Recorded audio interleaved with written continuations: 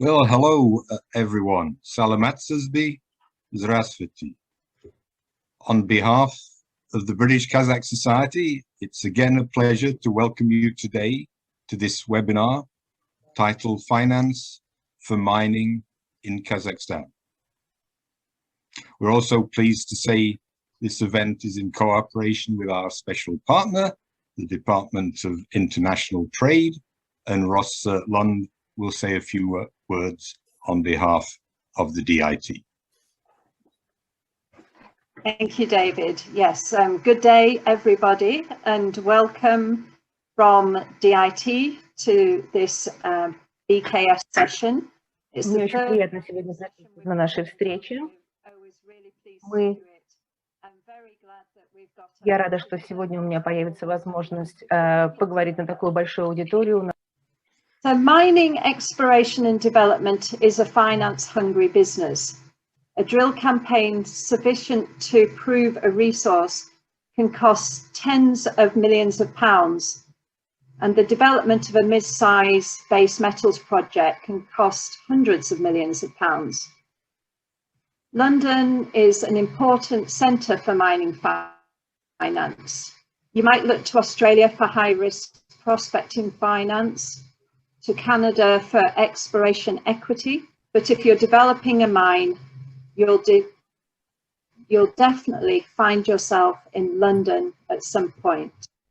London is the natural axis for Central Asian projects and hosts the world's leading mining finance cluster, encompassing hedge funds, private equity, investment banks, brokers, insurance, lawyers, accountants, royalty and alternative financing companies, EBRD, and of course the London Stock Exchange, Metals Exchange, and Bullion market.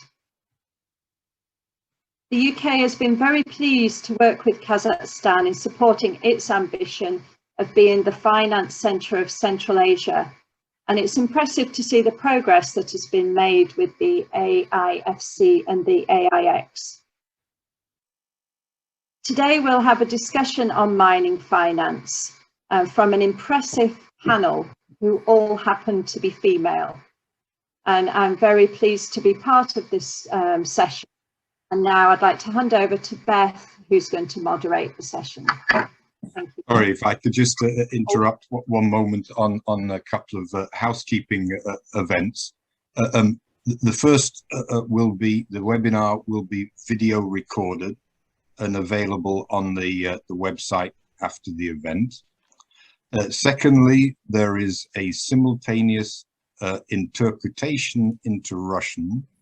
And if you're on a laptop or desktop, you should find it about here on the on your lower screen. But I will advise it is important, if you change over to Russian, to mute the original sound, because one of the panelists will be pre-recorded and you have to undertake that. Otherwise you will have a double voice on there. So mute the original sound for Russian.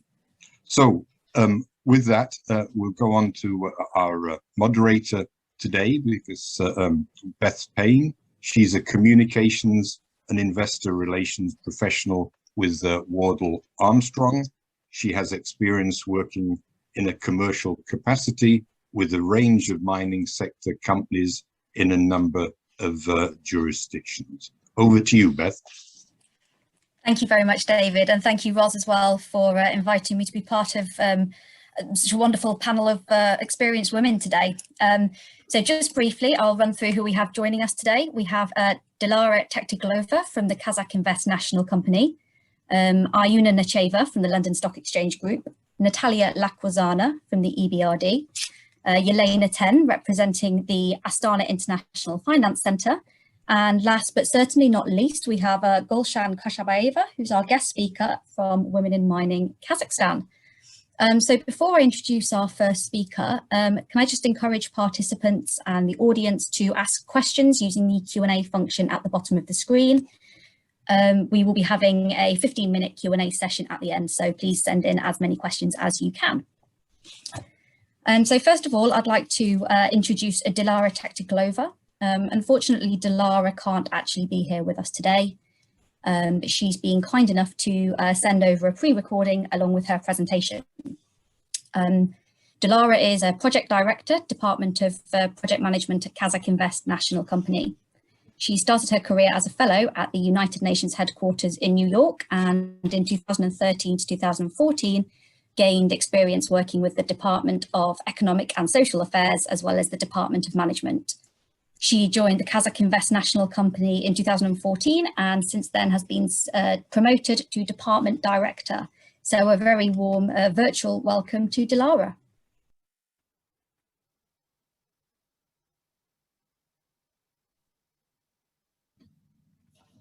Hello, thank you so much for inviting me to be a part of this event. I'd like to present you some insight into mining and metallurgical industry prospects and opportunities in this session. For Kazakhstan, mining and metallurgical industry plays an important strategic role. It's our second economy after oil and gas, where more than 20% of national exports and industry is concentrated. Overall, Kazakhstan ranks world 6th for its natural resources and 10th for the volume of minerals, excluding oil and gas. In terms of variety of minerals, Kazakhstan is also distinguished by its leading positions. 99 chemical elements are identified in the subsoil of Kazakhstan, and 70 of them are explored and 60 are being extracted.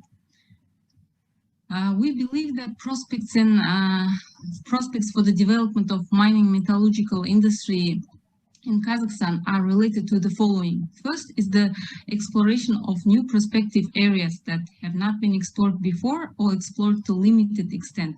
Kazakhstan has adopted a new mining code in 2018, and it opened up myriad opportunities for industry players.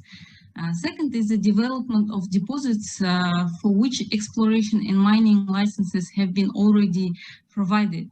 So in this regard, Kazakh Invest has a pipeline of private Kazakh companies, subsoil users, that are looking for partnership with foreign investors. Third is the application of new efficient methods for ore processing and metal producing to the previously already explored deposits in order to increase their productivity and reach economic feasibility. In this regard, we welcome all UK and other foreign companies that are interested in cooperating in this field and who have expertise and technology in order to increase the economic feasibility in the traditionally extracted ores and produced metals. And last but not the least is development of further conversion for metal processing. As I mentioned, an important initiative, actually key initiative of Kazakhstan in mining industry was the adoption of new legislation, the new code on subsoil and subsoil use, so-called mining code. And conceptual innovations in this regard are the following: principle of first come, first serve, which is the world best practice. Open access to geological information. Currently, we are developing national bank data bank, and it is to be launched this year. Reduction of administrative barriers. Today, for example, it takes only up to 10 days to get a license. Before, it would take like about 18 months. And transition to the international valuation standard, CRISCO. And also an important should be noted that ensuring functioning of junior companies and the possibility of raising capital. Today, there is a new segment in the stock exchange of Astana International Financial Center that ensures and provide opportunities to companies to raise capital for exploration, and there is minimal requirements for listing. It should be noted that our new mining code fully corresponds to the Australian model. And as I said, there are also opportunities with the existing subsoil users, and they are willing to cooperate with foreign investors. In order to promote these investment proposals effectively, Kazakh Invest has been closely cooperating with Big Four consulting companies. Our aim is to match these investment opportunities with suitable foreign investors. We have more than 40 projects available. Teasers on these projects are available on our website. We have opportunities in base metals, precious metals, iron ore, rare and rare earth metals. I'd like to draw your attention on availability of energy metals in Kazakhstan. We have, as there is a big demand for lithium-ion batteries and other rare and rare earth metals, we believe foreign investors should have a closer look to our projects in lithium, nickel, vanadium, and others. So as for the lithium, there is in Kazakhstan, there is no full research has been done in this field. So currently there are several private Kazakhstani companies that obtained licenses for exploration, and they have started their exploration works and looking for partnership with foreign investors. And we would gladly share these opportunities with you. In terms of nickel, we have also major deposits. However, as the content of lithium is only in the range between 0.7 and 1.2%, the new technologies like fluoride leaching or autoclave acid leaching should be applied in order to increase their productivity. With vanadium as well, we have already refining facilities, but in order to increase their volume, it is important to use new technologies. And yeah, we have new already refining facilities, and new development is connected with the deposits that have unconventional ore composition. And as I mentioned, for Kazakhstan, mining metallurgical industry is strategic, and in order today the government's strategic role is to maximize the processing of raw materials within the country. In this regard, foreign investors and all the investors that are invest in mining and metallurgy can obtain investment and tax preferences from the government. We have 13 special economic zones, and preferences in these special economic zones and other regions are pretty the same. Although in special economic zones, we have each of them focused on particular sector, and we have ready infrastructure on plug-and-play basis in there. Investment preferences include exemption from customs duties, also in-kind grants, simplified procedure for obtaining, attracting foreign labor, also investment subsidies, and tax preferences include corporate income tax, 0% for 10 years, land tax also 0% for 10 years, and property tax for 8 years. And yeah, in this regard, I would like to emphasize that our role here is to help you to start your business in Kazakhstan, and we are here to support all your investment initiatives. And we believe that a favorable investment climate in Kazakhstan will allow you to do successful business in our country. Thank you so much for your attention. Thank you very much to Dilara for providing that for us. If you do have any questions for Dilara, please do still ask them. We will be able to pass those on, and I'm sure she'll be more than happy to get in touch with anybody that wants to discuss her presentation. So next up, we have Ayuna Necheva. She's head of the Europe Primary Markets at the London Stock Exchange Group. Iuna runs London Stock Exchange's primary markets deal origination team across Europe, Russia, CIS countries and Central Asia. In her 10 years at the London Stock Exchange Group, Iuna has brought a lot of high-profile IPOs and listings to London. Her team currently manages a portfolio of over 200 listed issuers with worth about $1 trillion US dollars. I'll hand over now to Iuna. Thank you very much, Beth. Hello, David, Rose, and I'm sorry I was a couple of minutes late. I was just changing channels. I was moderating a different conference just before that. But I don't have any slides today, but I would love to talk you through some of the interesting new trends that we're seeing from the London Stock Exchange perspective in the mining sector. As you know, London as a financial center has always had a very good track record with metals and mining issuers. And there is an investor base, there is a deep pool of liquidity and available capital to international and UK companies. And of course, you know, the big giants like, BHP, etc. They always have this international outlook, and they, of course, also want to tap into London. But the trend that we've seen actually recently is a lot of companies from the North America that are already listed in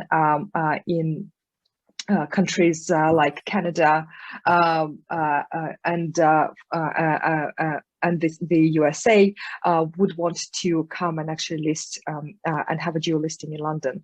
So, for example, Yamana Gold, it's a very big gold producer listed in London actually during the pandemic last year, and then of course earlier this year we've had Cornish Metals, which is Canada-based, which tapped into the London market, raising just around 5 million sterling. So that's the kind of the big picture. With regard to Kazakhstan, it's interesting that Kazakhstan really sort of broke through into the international scene. I think first with the listing of Kazatomprom, which was a very successful privatization and dual listing on AIX. And the London Stock Exchange was actually the very first listing on AIX, and it was very successful and actually helped attract more investors, more international investors into Kazakhstan. And it's trading well and it's doing well. I'm sorry, I've been talking for a couple of hours now, so I have to take a sip of water. So that's quite an exciting, I think, first step, and I think more businesses will definitely follow from Kazakhstan. The interesting trends that are happening right now, there are actually two. One of those, of course, you all have heard about is ESG, environmental, social, and governance, and that's more relevant to the metals and mining producers than ever before. When we talk about environment, we of course all know the impact on the environment and how important it is to pay attention to that. Social, of course, you know, in many countries, especially in Kazakhstan, you know, you have the big producers that actually have a huge impact on the nearby towns and villages, and the social impact is quite immense. They provide employment, they build schools, and support the communities, and that's the social aspect of that. And I think more and more today we are hearing about the governance part. And governance is not just about managing risks. So it's not just about thinking about safety, about, you know, how the best decisions are made that actually benefit not just the business, but actually the communities and the environment around the businesses. Governance is also about avoiding groupthink. And from that perspective, I know you may have noticed that we have an all-female panel, with the exception of our chair, David. But no, the chair is Beth, but David is the leader. What I would like to say is that diversity, especially gender diversity, is now becoming more important. So as part of the G of within ESG, we increasingly look at ensuring that boards within companies, especially in the metals and mining sector, are diverse enough to ensure that the best decisions are made. When people tend to agree, when they have the same background, when they have the same outlook on things, they tend to agree with each other. And this is where mistakes can be actually very costly, and sometimes in certain situations they can cost lives. As the London Stock Exchange, I'd like to share with you some of the things that we're doing in this space to support international companies and UK companies that are listed or traded on the London Stock Exchange. One is the array of ESG indices that are in place that we have launched, and diversity and inclusion indices. So companies, both private and actually listed companies, are sent questionnaires, and they can answer and disclose the information within their questionnaires that are developed in line with the FTSE Russell taxonomy, and they can get a score. These companies can get scores, and then they can also seek admission to certain indices focused on ESG based on those scores.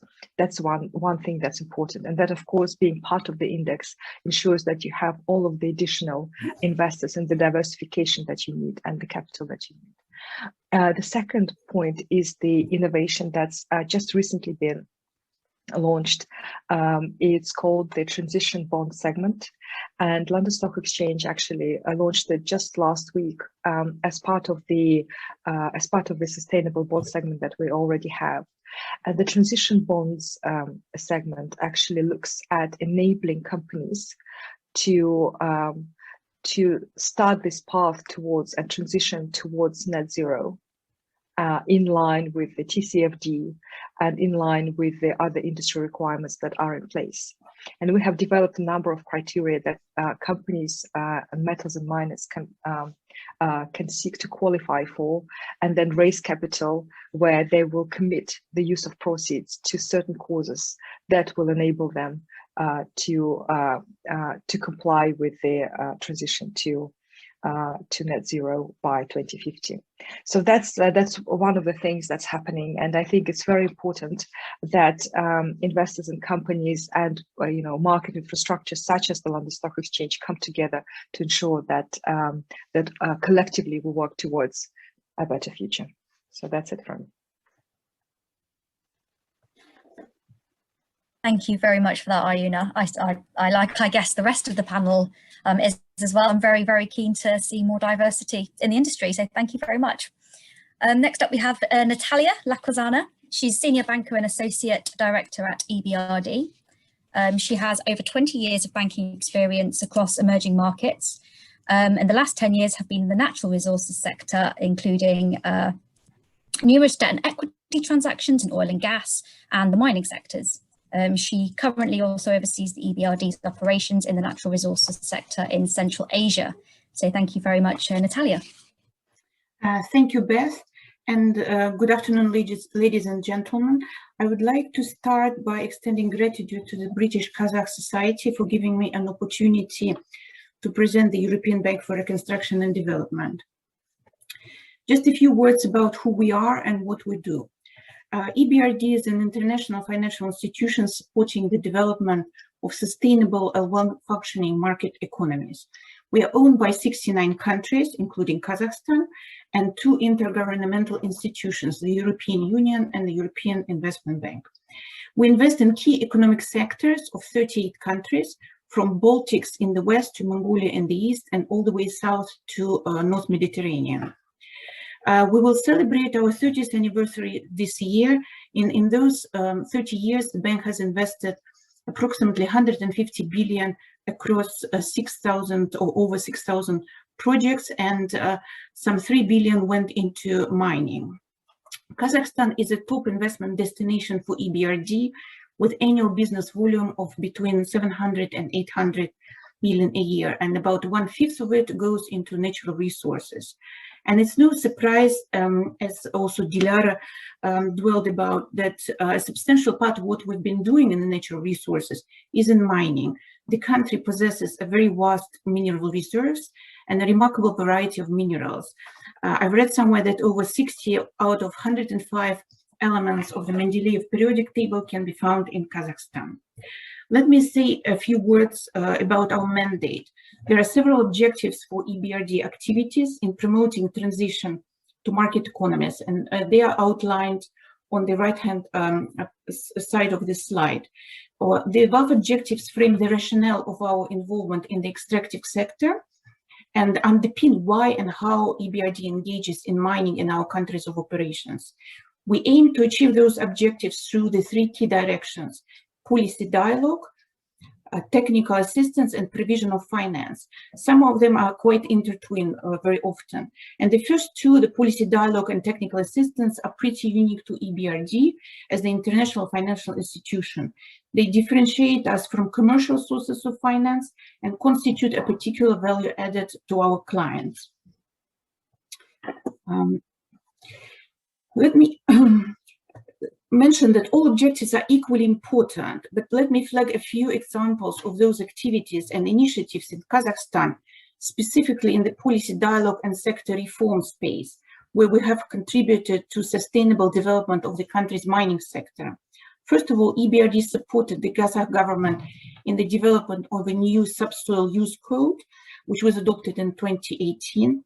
It is expected to attract more investment into the sector, including from foreign miners, because of improved access to geological data, streamlined evaluation of reserves, simplified granting process for subsoil use right and licensing. We have also worked with the Ministry of Investments and Development and the State Geology Committee in the adoption and transition to CRIRSCO-based standards for classification and public reporting of mineral exploration results, resources, and reserves. Finally, it's worth mentioning, as Ayuna also alluded, and it resonates with me a lot, that lenders and investors are focusing increasingly on the social impact of the investments, including whether the region where the operations are situated and the local population will benefit through employment, transfer of skills, infrastructure development, community investment programs, and development initiatives carried out by mining companies. In this area, the EBRD has traditionally led the way. And I would like to give you one example to illustrate where EBRD has led the way in Kazakhstan, both on the sector and company level. The background is that despite the rich natural resources endowment, the regional economic development, particularly in remote areas, lagged behind. The main reason for that have been a lack of new technologies and skilled personnel, as well as challenges of retaining, developing, and engaging the country's best talent. Additionally, women have not enjoyed equal access to mining-related employment opportunities. Kazakh Employment and Labor Code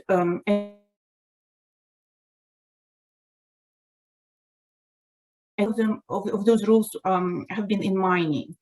Therefore, EBRD mining clients sought the EBRD's support to address a skills mismatch, overcome a bias in staffing, and to ensure creation of a truly diverse workforce where opportunities are not restricted by age, gender, or region.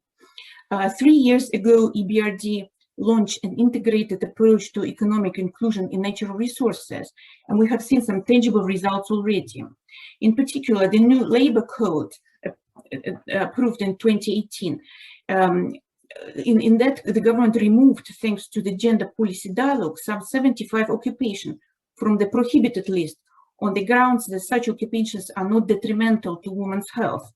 And we do continue working with the government and the key stakeholders on reducing this list further, as well as by updating the occupational health and safety standards for women and men.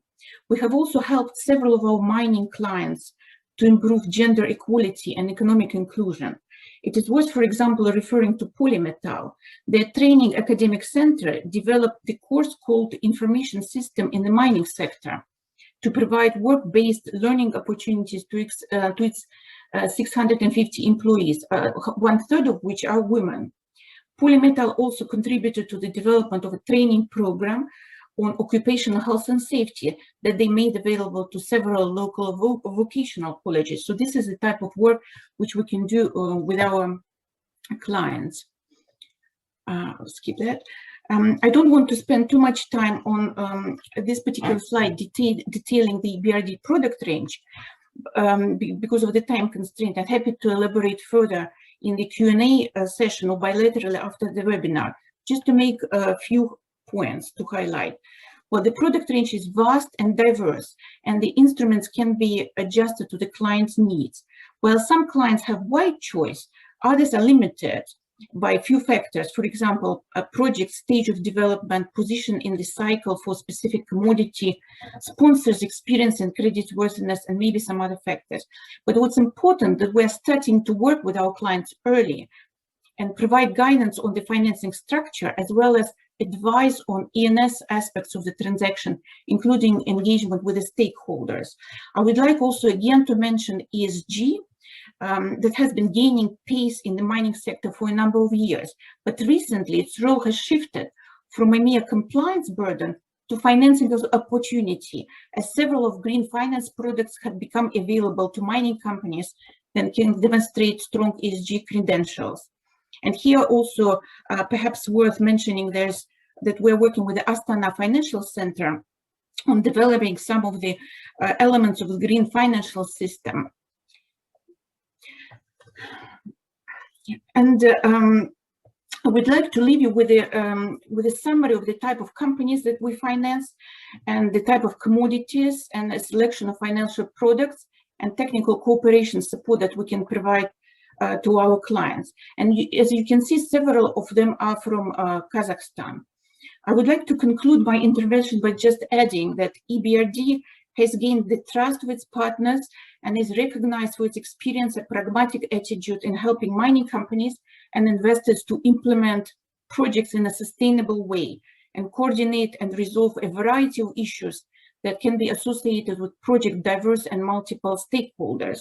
We are therefore uniquely positioned to offer a partnership for responsible mining investors operating in Kazakhstan and in the region. And by the way, you may wonder what is this quite pretty empty frame in the right bottom hand corner. This is potentially your project implemented with the EBRD's support. Thank you for your attention. Thank you very much, Natalia. Before I move on, I will briefly just remind people to please use the Q&A box to ask any questions or raise any discussion points. We do hope to have a 10 to 15 minute session for that at the end. Next up, we have Yelena Ten. Yelena is a fellow chartered certified accountant with 10 years of experience in accounting and finance, specifically in oil and gas, mining, banking and commercial sectors. She gained extensive audit and deal advisory consulting experience with KPMG, and she currently serves as part of the deal sourcing team at the Astana International Finance Center. So welcome to Yelena.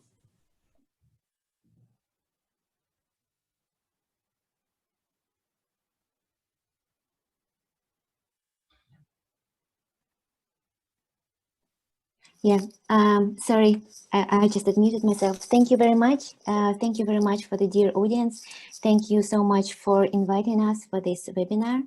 Do you hear me well?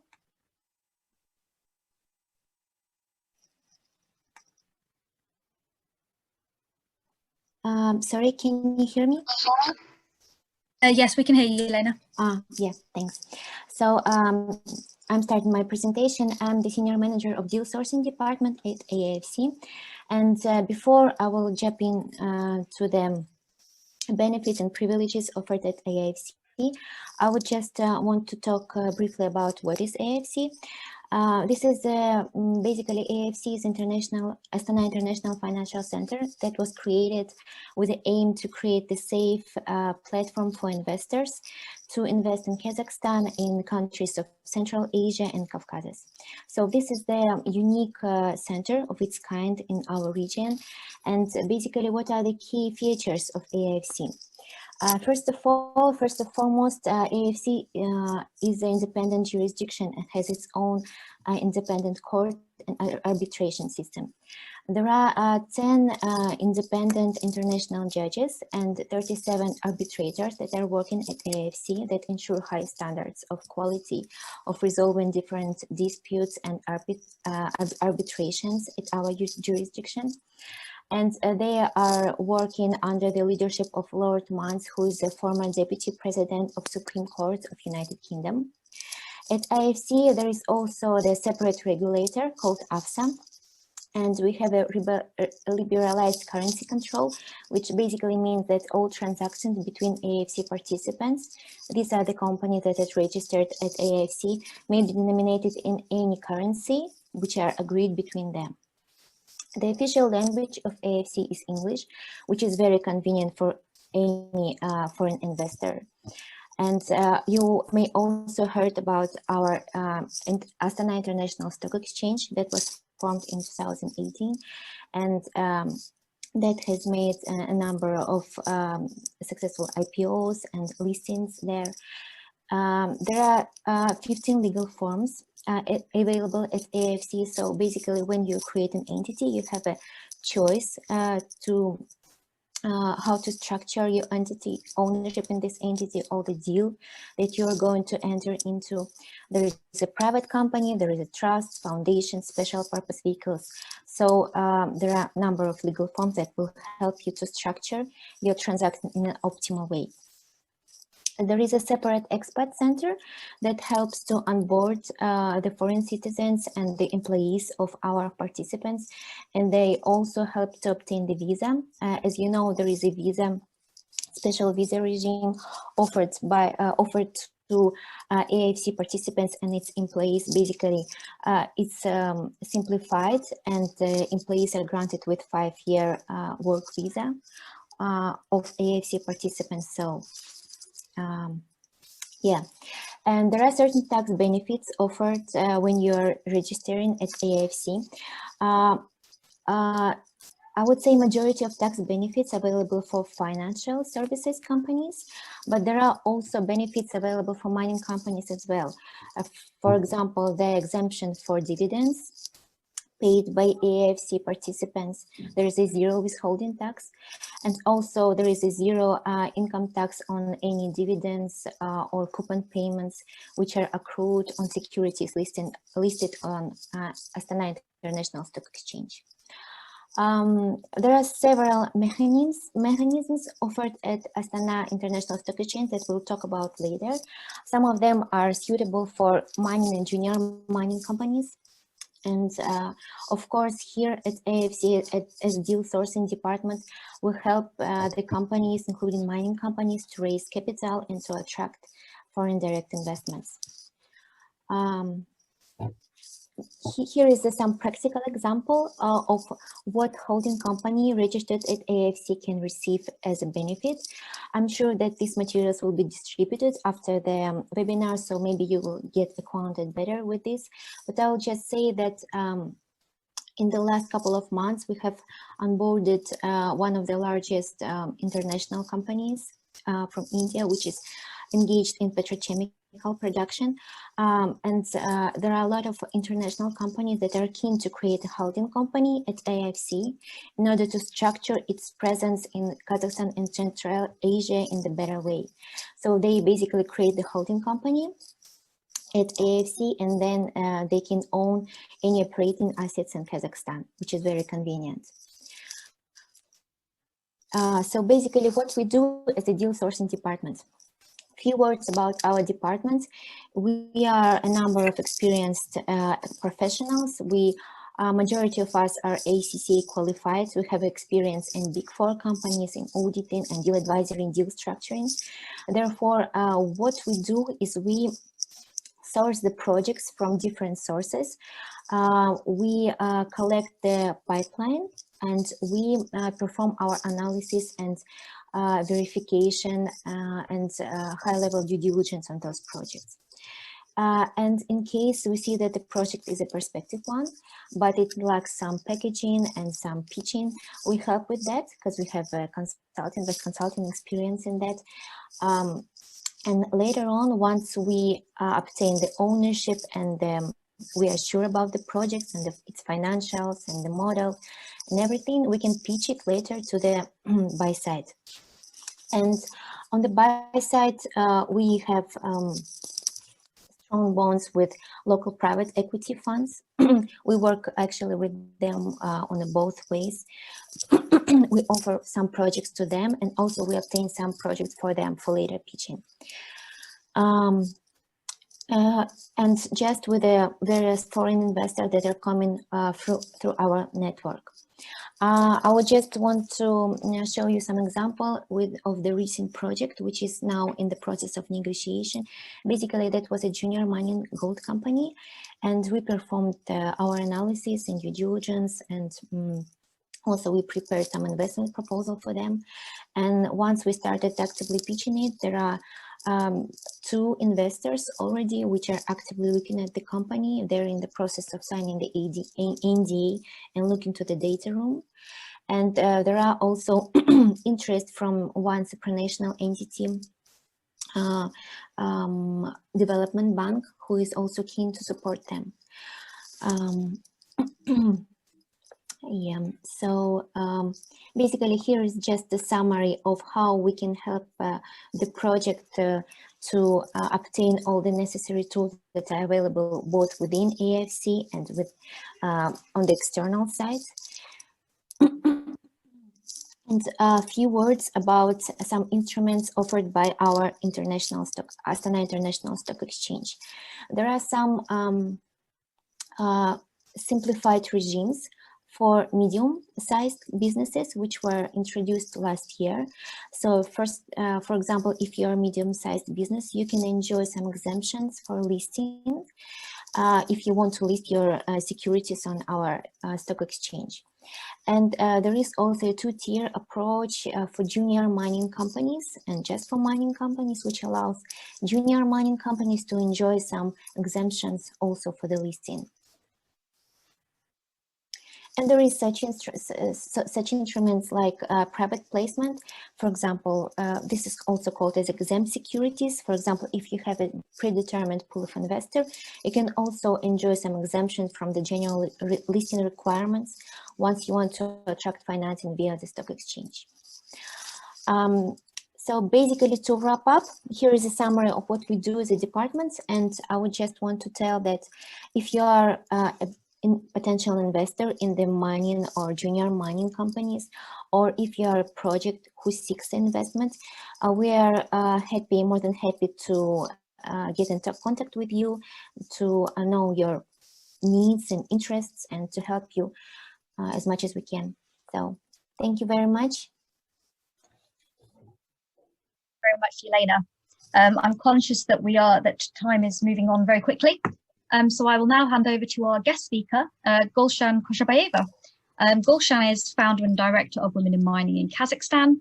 She previously served as a legal manager at International Women in Mining in London, and she's been a qualified lawyer for over 12 years. Her career history involves a diverse portfolio of roles in the mining and energy sectors, including legal, procurement, and managerial. So thank you, Gulshan. Good afternoon, everyone. I'm honored to be part of this distinguished panel. On behalf of our organization, may I take this opportunity to extend my sincere gratitude to the organizers for inviting me to introduce Women in Mining Kazakhstan. Sorry.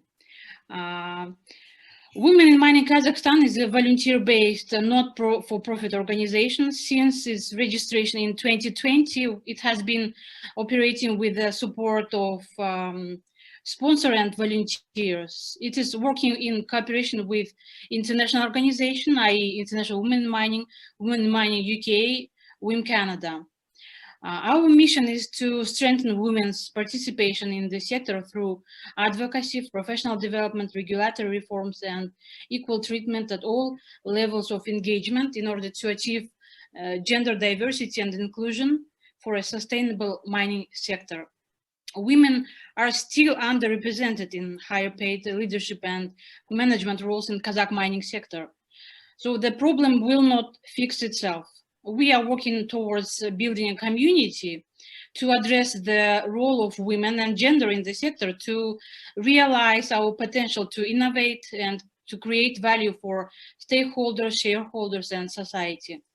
It is really crucial to instrumentalize women's association in order to enable the government, mining companies, international development organizations to understand gender issues and their usefulness in streamlining investments. We are connectors, bringing women and various stakeholders together.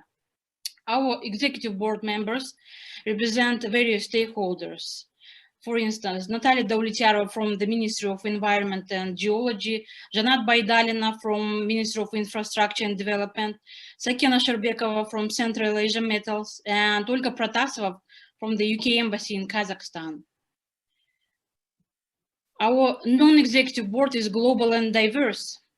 Professor Heffron from Center and Energy at University of Dundee, Fitzum from Sustainable Minerals Institute at Queensland University, academia representatives, Rosland from the Department of International State in London, Department of International Trade, DIT in London, Leanne Holmes, HR manager from Central Asia Metals in London, Michelle McCarthy, Canadian mining lawyer, and Jeff Parsley from SRK Consulting in the USA. So what can we do to address the barriers? Then there are many practical steps that we can take. Firstly, we will conduct a research on the Women in Mining survey to understand the current experience, identify best practices, and inform tangible action to drive participation across all technical and professional roles. Then it will be advocacy of research outcomes and implications to raise awareness through sector-wide communication initiatives and event series. We will organize mentoring to support women's career progression within the sector. We will engage with stakeholders to discuss challenges and reform the regulatory restrictions on women's employment. We write articles on industry publications and present at local and global events. There are different ways to be involved in our community, which are volunteering, attending, suggesting, and sponsorship support to strengthen our strategic alliance. More than 650 mining companies operate in Kazakhstan currently. Central Asia Metals supporting us with the website development. We welcome everyone to join us. If you have any specific questions, please send me an email and I will do my endeavor to respond to all your set questions. Thank you for listening. Thank you very much, Gulshan. As a member of Women in Mining UK myself, it's always very interesting to hear how other women in mining organisations are operating around the world. So thank you very much for that. So we'll swiftly now move on to the Q&A session. So I have a question. First of all, I'll direct it to Ayuna, but if anybody else would like to chip in or take a shot at answering, please do. So Ayuna, you mentioned that Kazatomprom launched Kazakhstan into the forefront of the London mining market when it listed in London. What do you see the outlook? How do you see the outlook for IPOs of Kazakh companies in the next sort of 3 to 5 years? Thanks, Beth. The outlook is actually looking. The outlook is really great. I think for the next, I would say even 2 years. I think, as you know, last year, Samruk Kazyna planned to spin off quite a few businesses internationally and domestically. I think the pandemic. The pandemic didn't allow them to proceed with the plan as fast as they can, but I think the plans are still in place. The interesting part is that there is a demand for that. So I'll give you an example. It's not in the mining sector, but I'll give you an example of a Kazakhstani company from the financial technology and e-commerce space. The company is called Kaspi, KZ, and those of you based in Kazakhstan actually know it very well. It came to the market in October last year.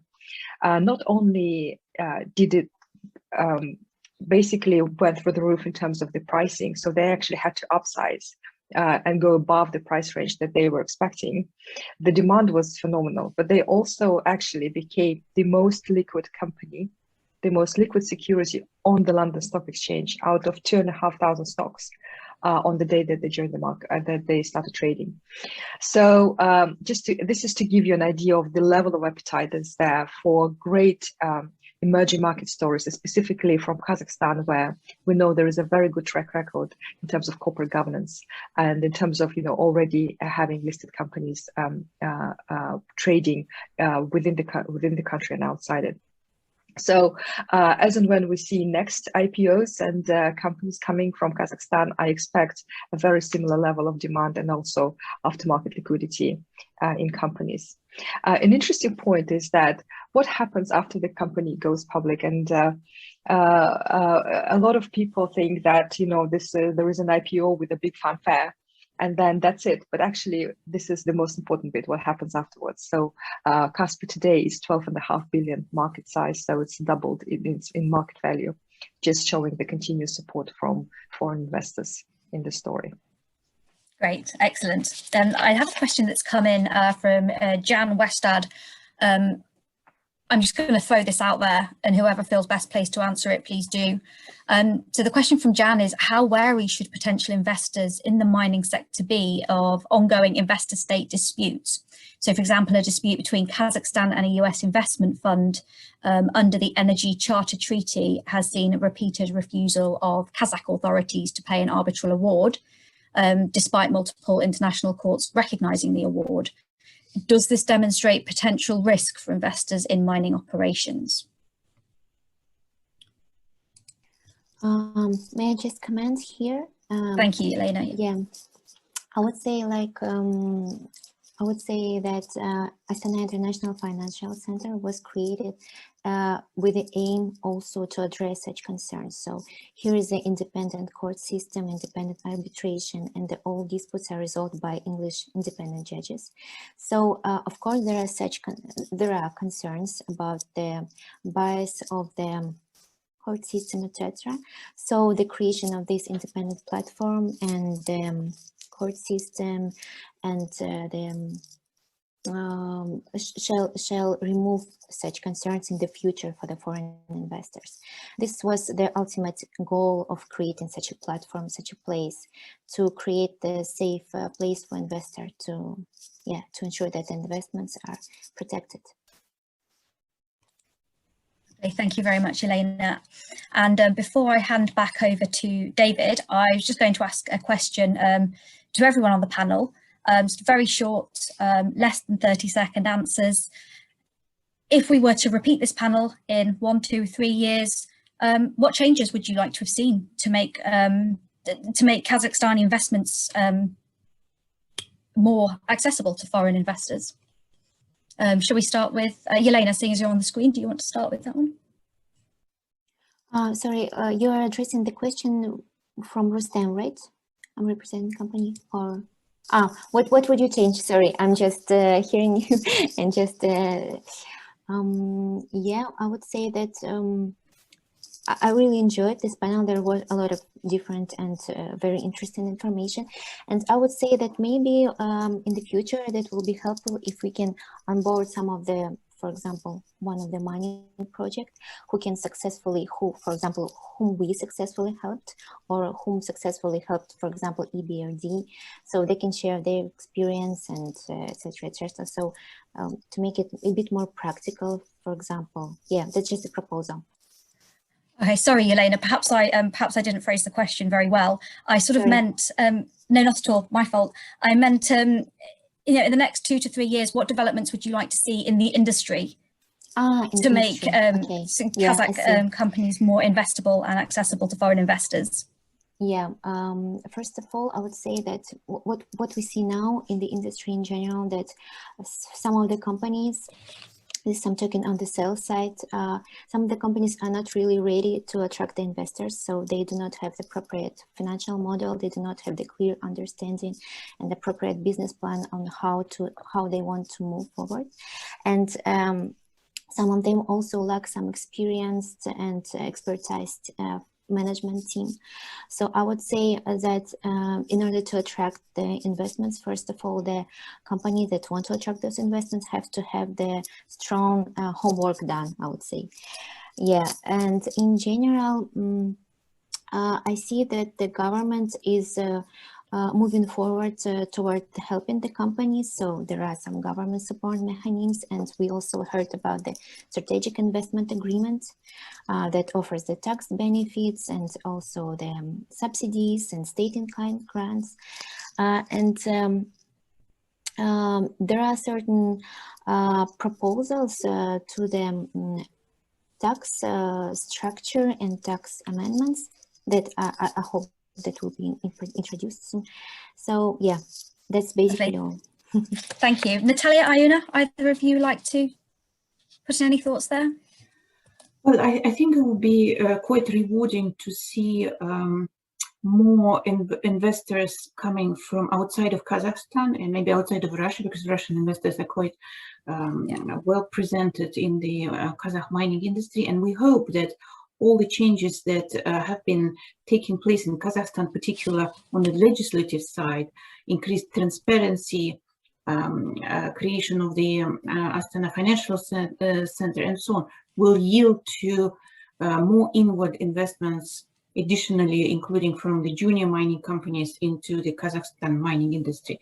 And maybe the second point will be quite rewarding to see some of those maybe larger companies, more established ones, having successful green finance products attracted, you know, being it green loans or green bonds or transformation loans, anything, because we haven't seen anything yet coming from, you know, the Central Asian region. Lovely, thank you. All right, I think that's just about to time. I've got 11:59 on my clock, so I'd like to thank all the panelists for some fantastic presentations there and some very thought-provoking discussion at the end. David, back to you. Thank you very much. Thank you, Beth. Well, I'd also like to thank everyone, Ross, Beth, the whole panel, for actually making this, I'd say, a brilliant event. So thank you very much. We should also thank two people that you don't see here, which is Alijan Askagaliev in London, from managing this event behind the scenes, and also Elena in London, also doing the interpretation. Finally, I'd like to mention some of the future BKS events.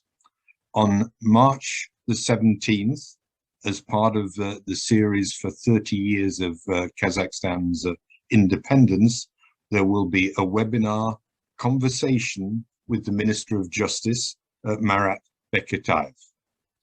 On March the 25th, there will be an oil, gas and renewables group webinar addressing politics and economy affecting the energy industry. We hope to have a financial services event in April, and there'll be an ongoing program related to 30 years of Kazakhstan's independence. So with that, I encourage you to all look at our website. We look forward to seeing you at the next events, and keep safe. Thank you now. Thank you. Goodbye. Bye. Thank you, everyone. Goodbye.